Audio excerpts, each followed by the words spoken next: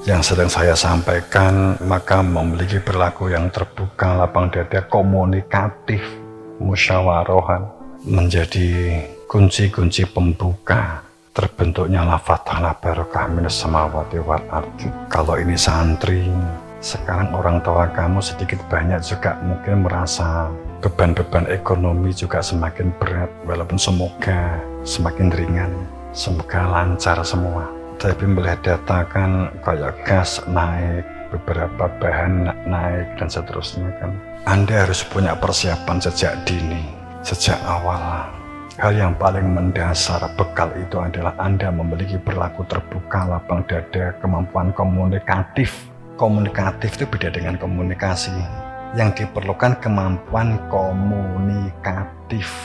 Kalau komunikasi itu skill, keterampilan, skill berbicara, mungkin bahasa Arab, bahasa Inggris, bla bla bla bla bla, begitu itu skill. Tapi kalau komunikatif itu terlibatnya pikiran, terlibatnya hati, sinergi yang kamu lakukan untuk kemanfaatan, membangun kesadaran dan kemanfaatan, mewujudkan sebuah rezeki, itu memerlukan perilaku komunikatif. Komunikatif itu dapat memecahkan masalah. Tapi kalau hanya sekedar komunikasi, terkadang akan banyak masalah. Sekali lagi yang diperlukan kemampuan komunikatif. Komunikatif itu ada unsur musyawarah kuat di sana. Komunikatif itu seperti begini, Anda berjalan, ada tamu atau temanmu lewat, senyum, itu sudah komunikatif. Senyum itu sudah komunikatif. Salam assalamualaikum itu komunikatif.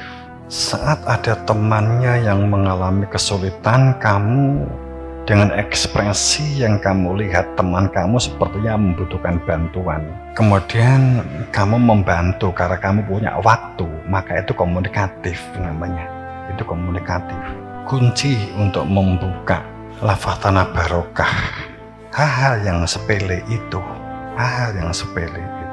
kemudian nanti akan penjelasannya, akan lanjutannya disertai kemampuan pengendalian diri, sabar, dan itu kita sudah sering kita angkat dan kita detailkan di lain waktu, kita ngulik di lain waktu. Bahasan kita lanjutannya berarti kita akan mengungkap tentang iman, takwa. Kalau kita tambah premis itu begini, hanya dengan zikir hati itu menjadi tentram. Zikir itu sama dengan Al-Quran.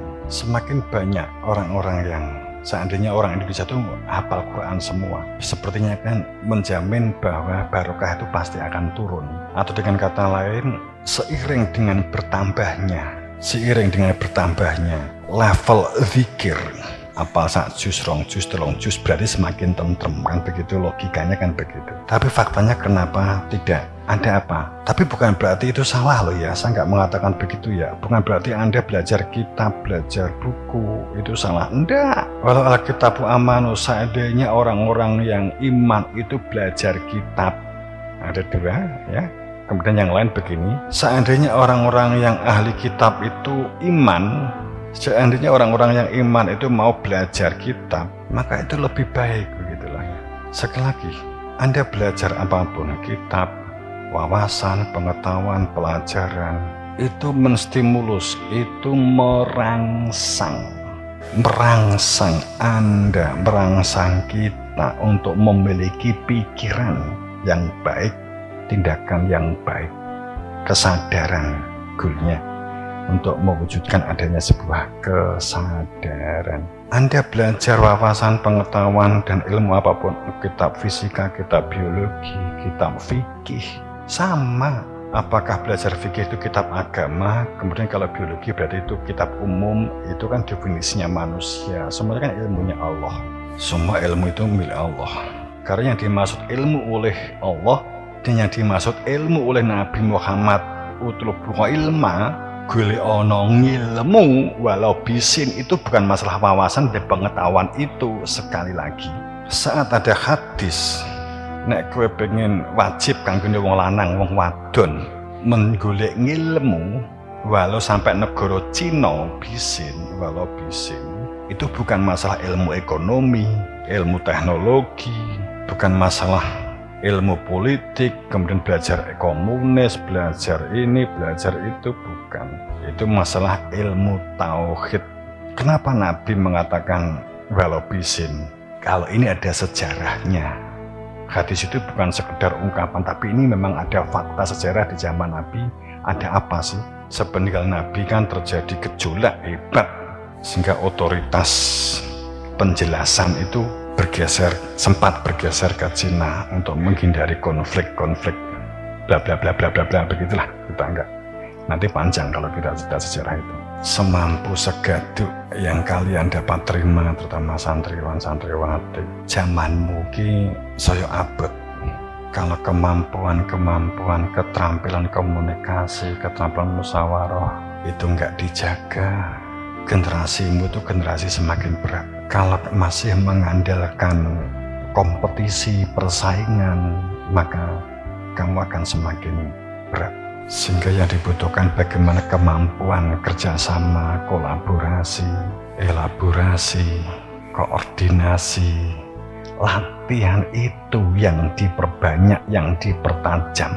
Skill dan keterampilan koordinasi, kolaborasi, elaborasi, komunikasi, musyawarah, ini menstimulus perilaku kehidupan Anda. Ini yang ditajamkan dalam pola kehidupan Anda, kehidupan kita. Tapi kalau Anda memandang hidup ini persaingan, kompetisi, maka kamu akan semakin terjerumus. Kalau ada orang, teman kamu yang satu sama-sama mendaftar umpamanya pegawai atau ke perguruan tinggi, kamu merasa temanmu itu kamu gagalkan. Sebab nek temanmu masuk umpama, berarti kamu nggak masuk. Sebagai contoh, ini berarti kamu berpikir persaingan. Berarti ini kan tidak paham tentang kolaborasi sistem.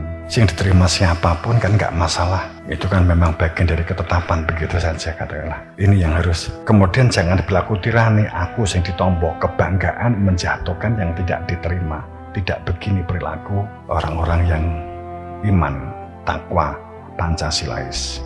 Saya memang nggak bisa membayangkan masa depan generasi sekarang ke depannya seperti apa. Kalau sistemnya kuat dalam perilaku kompetisi dan euforia jor-joran, kebanggaan, baju, euforia jabatan, euforia kekayaan, euforia keturunan masih menjadi pijakan perilaku.